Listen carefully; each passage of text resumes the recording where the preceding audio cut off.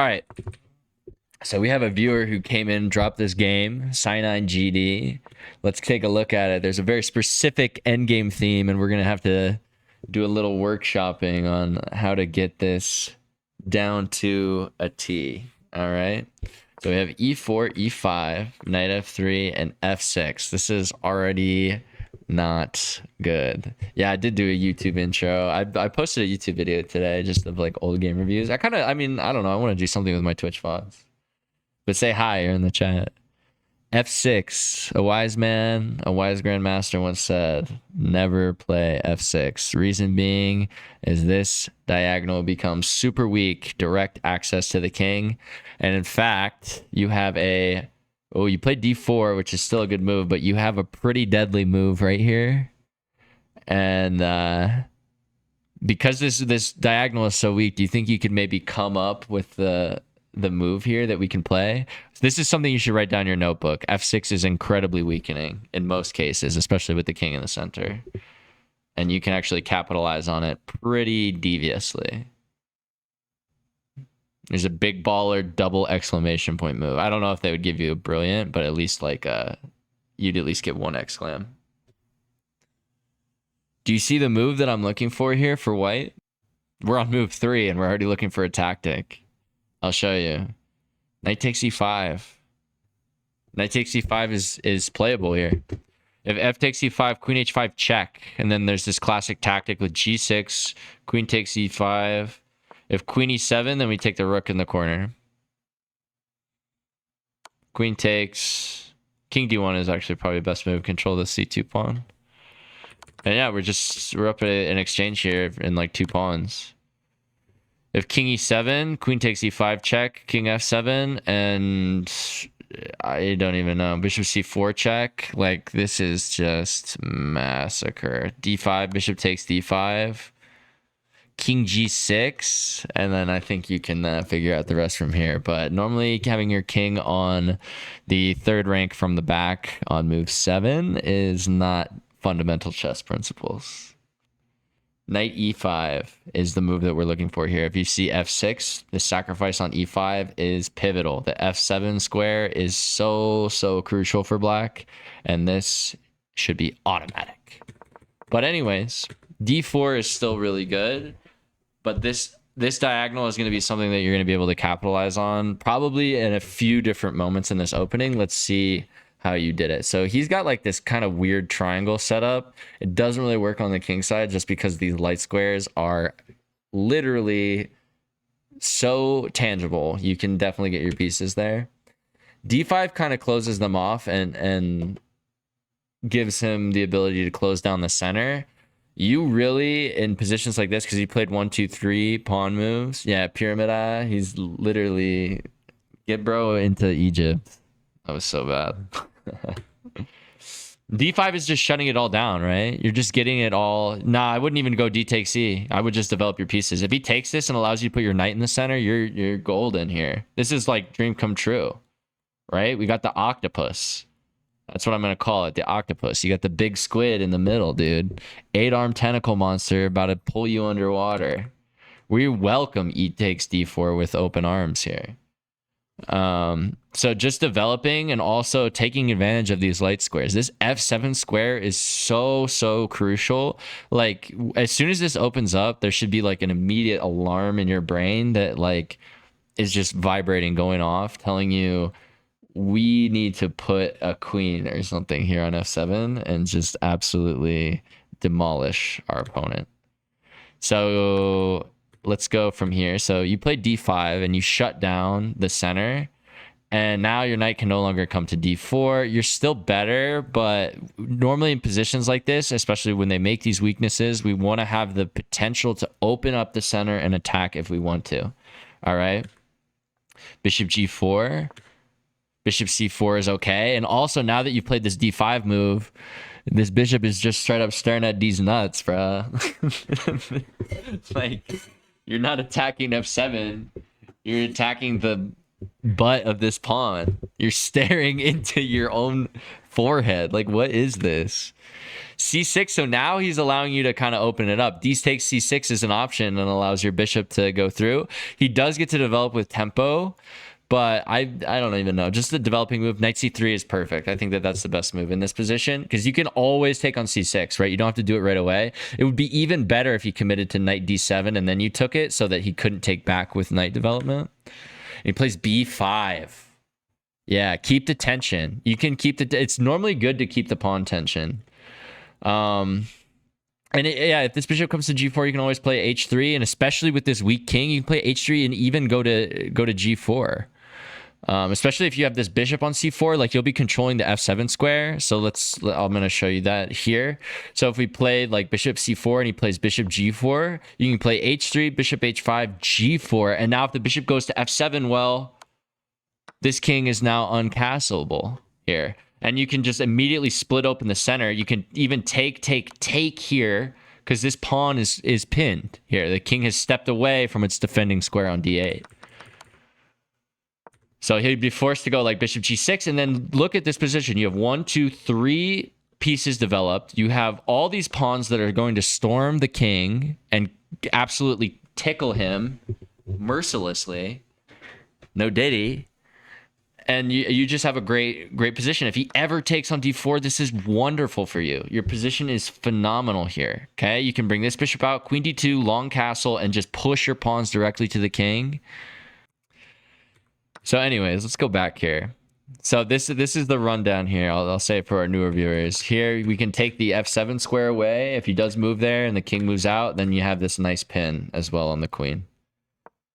D5 closes down the position. We stare at this pawn's butt.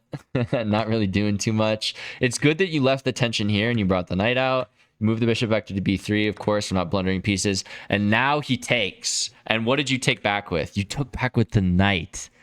You have a very, very powerful move here. Let's see if anybody can find it or if you can find it.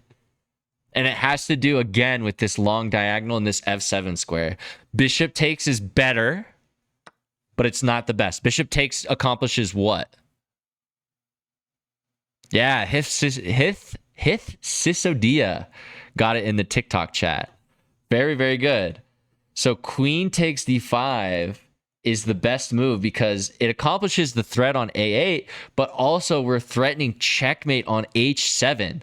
So no matter what, we're going to pick up the rook, right? He'll play like queen E7 or something, and we have queen takes A8. And this is dominating. This is dominatrix here. Very good find, Hith. Dude, this is like opera game. This actually does kind of have a similar structure with the pawn here. And then, you know, maybe we could sack the queen on D8 if we could be so lucky. But yeah, so knight takes. This is a very nice square for your knight, and you're not losing, but queen D5 is just so commanding, and it also allows you to develop another piece. Your queen will never be harassed on this square, and you will just be absolutely digging your fingers into the meat of black's position. Okay, queen A5 check. You have a couple good options here. Bishop D2 is the best one. I really like this. Now you developed your bishop out. You're also threatening the queen. Very good. Plus, it unpins your knight by going knight d5. The thing about knight d5 is that it's not pinned right now, and you don't have to worry about it if queen takes here.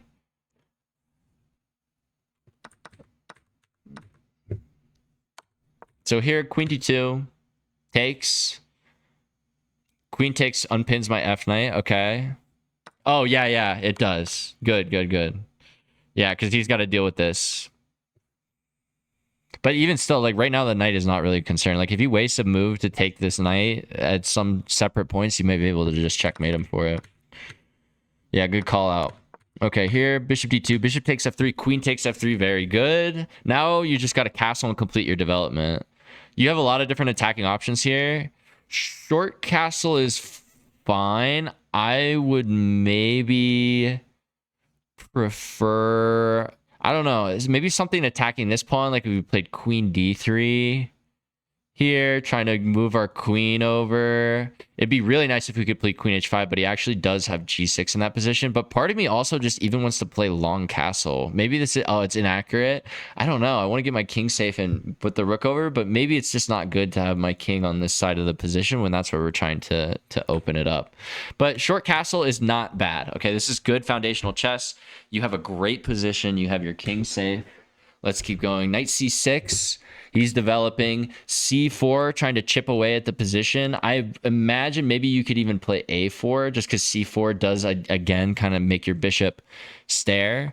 Queen c7, queen c3 and threatening knight c7 check is very, very strong as well because you can't even play knight c6 to block it. That's a very good find. Knight d7, knight c7 check. King e7 and you win the rook. I think this is forced. I don't think there's any way to stop knight c7 here. Really good. Really good find. But castles is okay. Knight c6. c4 is also okay, not bad. He does get knight d4 in. Ouch. Queen d3. Oh, he didn't take your bishop. You take on b5. Very good. Knight takes, bishop takes. Good. Preserving that bishop. Rook b8. a4. Okay. Preserving the pawn. Yeah. I'm not upset at that. Bishop e7. Now he's just gonna castle the king. So bishop c3. Okay, threatening the center. He protects. Ooh, a5. So this is kind of our first real mistake because he can take the b5 pawn. I almost wonder, I mean, if we take here, takes. Like, this is just a winning endgame. Like, these pawns should be more than enough to convert. It does take a little bit of technique. But yeah, the wins have kind of passed on your attack here. Let's see. Let's keep going. Okay, you took here. Oh yeah, this allows him to equalize. I think we keep the queens on the board here for sure. Definitely. Because then at least we win a pawn, right? I mean, if he goes queen to c5, then we can play b4. And queen c7, then we can take. Yeah. Win another pawn. Because this knight on d4 is very weak. But taking here just kind of releases the pressure, right? But see my style of play is to get the queens off the board unless I'm down material. This is still fine. I mean, this is still a better endgame for you. But just now the material is equal. And give a few checks. All right. Preserve your bishop pair. Very good. Rook a2 is an inactive move here. Your rook now is serving one purpose, and it's to just protect this b2 pawn. He's now just staring into the butt of the pawn. There's a lot of pawn butts in this game. More proactive, I think, is just b4. Push this pawn forward. It's protected by the bishop, and then we want to get our boys on the c file and absolutely hammer black's position via this route. But rook a2, you're accomplishing something. You're not losing the pawn. I'll give you some kudos. f5, f3. f5 is just a free pawn. Just about. Wait, because if here takes... then maybe we can play f4 and start to break down. Because it's good to... When we have these two bishops, opening up the position, opening up the center of the board is going to be really beneficial for us. But when I see this, I immediately think to just take, because here takes, if he takes back, king e8, this pawn could be a weakness. These pawns are going to be forever blunting the progress of your dark squared bishop. Yeah, he did take. Maybe he can even play f4 here. Now this bishop is really never coming out. See that? This piece immediately just becomes kind of a pawn with, you know, hall pass privileges. He can't even move to b4. He can just take, he can move diagonally. He's not even taking anything. But we take. Bishop to f7 check. Okay, we're just kind of giving a check here. I think we got to get our pieces on the 7th rank somehow. I don't know. We got to free up this rook. See, now this rook just like, in order to get it to the c file, we have to spend 1, 2, and then 3 moves to get it to c7. It's just kind of slow here. b4 is good, so we eventually play that. Rook b2. Okay. Moving our pieces back. He's blunting the pawn. Bishop c4. Okay, bishop d5. Bishop or rook d8. Now we got it. We got to take advantage of this open file.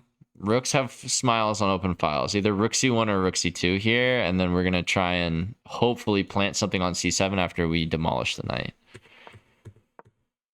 Okay, bishop e3. Just kind of doing a lot of bishop shuffling here. Doing the two saints tango here. We are controlling some valuable squares on the queen side, but there's nothing over there right now. Knight c3, bishop c4, losing a pawn. Yikes.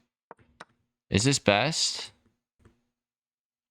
Yeah, I mean, there's no real way. You're gonna have to either lose a pawn or trade the bishop. Can we take this pawn? What happens if we take it? Yeah. I guess we could take this guy, but we just didn't here. G3, knight c3, and then... Oh my gosh, we still didn't take it.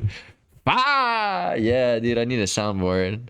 Yeah, h4. Now he's got these, like, central pawns, and you have to be careful, because these guys can easily push to the end. Yeah, there's still a free pawn on a6. You definitely need to get in on a6 and push these two pawns. Get your rooks behind them for the escort. Yeah. Now you finally trade the bishop. So let's just back up a little bit. I want to count how many bishop moves that you made as soon as the queens were traded. Okay, 1, 2, 3, 4, 5, 6, 7, 8, 9. Okay, like you moved your bishop 10. I don't know, 10 bishop moves, and you didn't really accomplish anything with them. Like in endgames like this, you have to slowly improve your position, especially when you have like a subtle advantage. And your route to do that was the C file. Let's get our rooks to the open files and not have them playing, you know, attending the daycare center of these white pawns. That can be either the bishop's job or a different piece, because these rooks are going to be your most valuable pieces in these endgames. When we're here, okay, rook f2, threatening to take the pawn. He defends. This is kind of, I don't. He could at least throw this move in with the tempo. Bishop takes. There's a lot of different ways to take back, actually, but I think black is maybe even for choice here, just because of these pawns. But okay, you took here. Rook takes b5. Yeah, this is real bad now because he's also threatening this b pawn.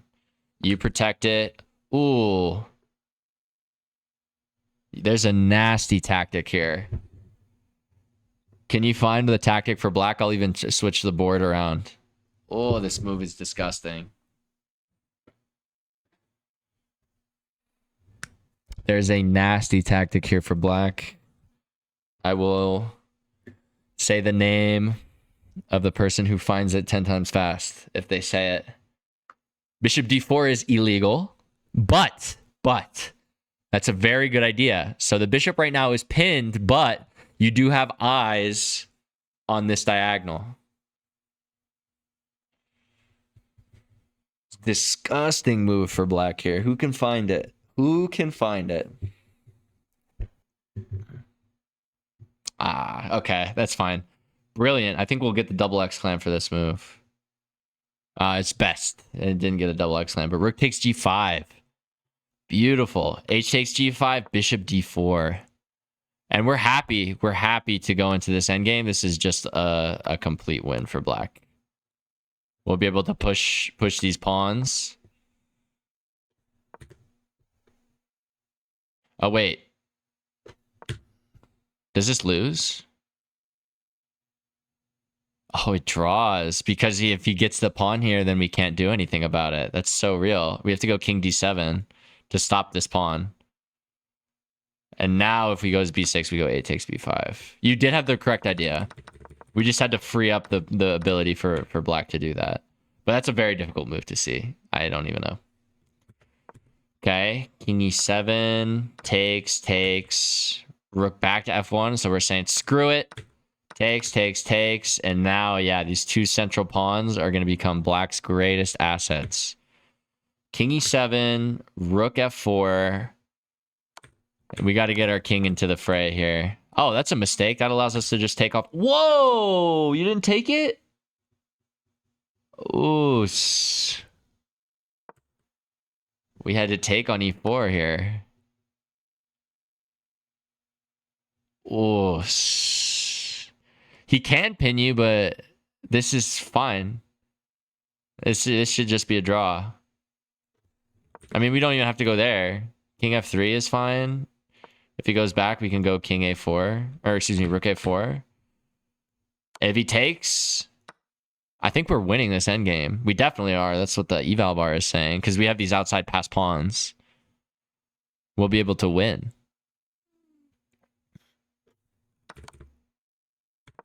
Do you see the technique as to why? You're scared of this pass pawn. The thing is that like being scared of this pass pawn is one thing, but you have these guys which are your own assets. And so one of the main things that you have to calculate or at least be aware of when you're thinking about going into a king endgame, well, the first thing about endgames is when you look at them, like you have to think to yourself, who would benefit if all the pieces were traded off here, right? If these two rooks were gone, who would be better and why? Okay. And the immediate answer is white. And you might be perplexed as to why, because black has this passed pawn, right? Well, white actually has the ability to first off step in front of it. And then these two outside pawns will become assets in the fact that they can then formulate their own passed pawn because there is a majority of white pawns here on the king side. So if we go king e4, or excuse me, if black, I don't know, plays d5. Actually, that loses the pawn right away. Say king e6, king e4. Oh, we have to play G. Oh, because otherwise he can stop it with H5. This is a very important caveat. Very, very important. So you have to play G4 so that H5 no longer stops white from moving his pawn forward. Yeah, that would have been a deep freeze. It's a very, very important move. We cannot forget that. If black plays D5 now, we can play G5. We're just going to make our pawn majority over here. Black can't move this pawn without losing it. If he tries to push us away, we can play king e4. If he goes h6, we can take. King moves over, takes. And now you see the idea. Oops. The idea in action. Black is going to be stuck mowing down these pawns. Yeah, exactly. Well, we can take this guy and send this guy to Valhalla. So I don't know if your opponent would have seen that all through the game. I think that he would have maybe like gone like this and been like, oh, I have a passed pawn. I'm just going to push it to victory and win. But you have this deciding move, this very important move, G4 here, preventing the deep freeze. And the mistake that I, so abruptly made is if king e5, he has h5. And now we no longer have this G4 move here. I guess this is maybe still winning. The computer initially evaluated this as a draw, but it looks like there is still a move for white. King takes d5.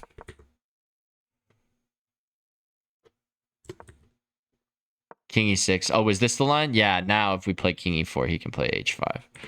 So we need to prevent the deep freeze. So that's just one pawn endgame tip. But here you decided to play king d2, and then he played, ooh, e3. Okay, now it's getting scary. Oh, we pick up the pawn. Let's go. So now we have our own set of outside pass pawns, and now we can actually be for choice. Check. Oh, wow, the computer still likes black just because of how far advanced these pawns are. Yeah, we need to start taking these pawns here. Oos. Yeah, so better would have been to like threaten them and force him to do something about it, and then we can push our own pawns to victory. But oh, he blunders. Oh, you took the pawn? Yes. Let's attack this pawn here. And then we get the two outside pass pawns. Oh, you mouse slipped? Takes. Okay, and now we have these pawns, and I see that you traded the rooks. So this in itself is kind of a tricky endgame. If the king is in front of the pawns. And we can maybe go over that another day, but this is really good technique, right? We want to keep the king cut off and then just advance these pawns, and eventually we will win, which is exactly what you're doing. This is textbook. This is textbook. Oh, except for this. I would have just continued to push these pawns, maybe. I don't know, because we're getting in front. There's everything wins here, but normally we want to just keep the king cut off here because we don't want black's king to come over and start defending us. If we play g6, rook a5 check, we can play king h4 and the rook cannot check us. You see that? Or even if there was a check here, say this was check, king g5, rook a5, king here, and we can go here in front of the rook. And now we can just push this pawn to victory here. So leaving the king cut off is just like minimum headache here. No, you're not dumb. This is tricky stuff. Like endgames are not easy. If they were easy, then, you know, nobody would ever throw them. Okay, here now you have h7. You can just push the pawn. Ooh, pushing the pawn is fine because you're also like, if we push the pawn and he checks you, well, now you're freeing up a square for your king. But we played rook f1. He checks. King h4. He checks. King h5. He checks. King g4. He checks. King h3. You can totally block with the rook. So you just get checked around for a while, and then you trade the rooks. And king f6. Okay? h7 is a miss. It's not bad, but it is a miss. Okay? Now we have to be extremely careful. Okay?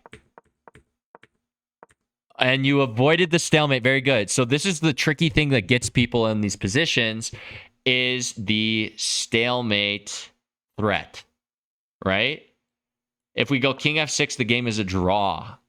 And this is what freaks people out. And it seems like there's no way to make progress, right? Black is just going to go back and forth between these squares. And if we ever step forward on f6 or on h6, the g7 square is going to be under our control. And black will have no moves. And the game will be a stalemate. However, there is one technique that we can do in order to make this work.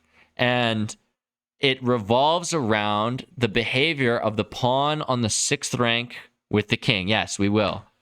So the correct move here, after king h8, king g5, king g7, we can move. I want to see if you can find it. I'll give you 30 seconds to see if you can find it. I'll keep teasing you, I guess. h8 queen. Very good. So now we have forced the black king to move to h8. And now when we go to h6, the g8 square is no longer under control by a pawn. So king moves to g8, and then we play g7. And the king only has one square. He goes to f7, we play king h7, and then we get our queen. So we have to sacrifice the outside pawn. And there's one important caveat that I need you to understand here, is that we do it. Well, I guess we could do it from either way. h8 here takes, or you can go to f6. It's the same principle here. h7 here, queen. Oops, queen here, and then you can even force him to walk into checkmate. All forced.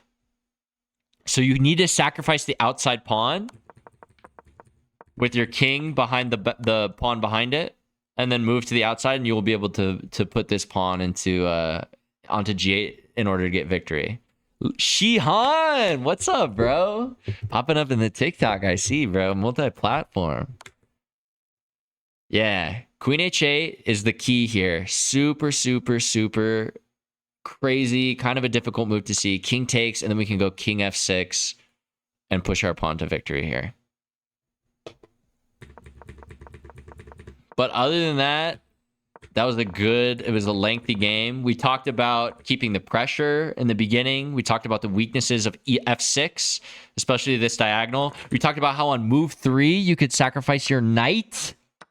Oh my goodness, this would have been amazing. Closing down the center, putting our pieces behind, you know, places where they can't do anything. Not super instructive. The power of bringing our queen forward here, especially on f7. Ooh, that would have been juicy. Damn, girl. Take on a8 as well, the fork. Okay, this is still fine. Here, the activity, queen c3 was a nice move that you saw.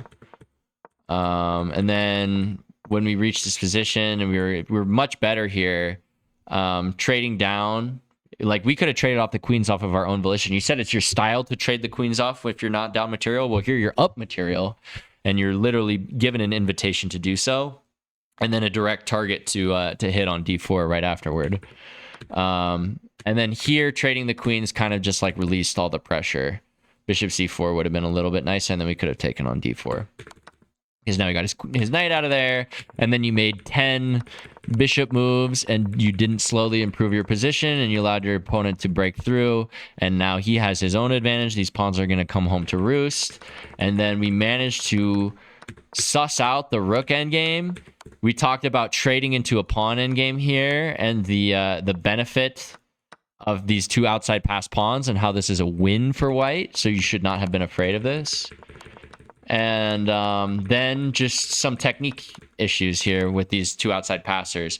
Keeping the king cut off, just running with these guys, you always will have a safe... Like, if he's checking you from the side, you always will have a safe haven for your king on the last rank.